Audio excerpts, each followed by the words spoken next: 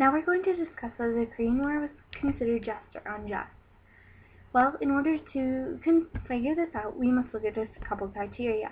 The first was whether North Korea acted in self-defense or in the defense of an ally. Well, we must first look at a little background to decide this. Before World War II, Korea had been part of the Japanese Empire. After World War II, it was left to the Soviets and Americans to decide what should be done with the country. So they divided at the 38th parallel. The North went to the Soviets and the South went to the Americans. The North quickly adopted a communist dictatorship and the South occupied a non-communist leadership. Neither leader was content with the border, and there were often arguments over it, until the North invaded the South.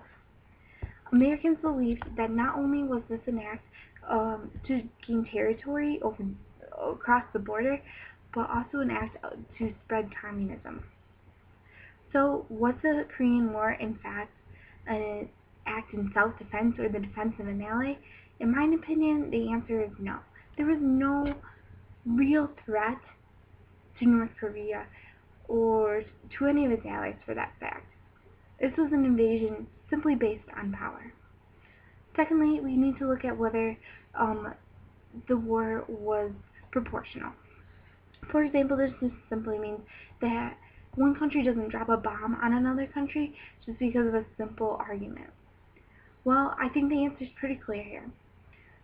South Korea didn't really pose any real threat to the North except the minor battles over territory.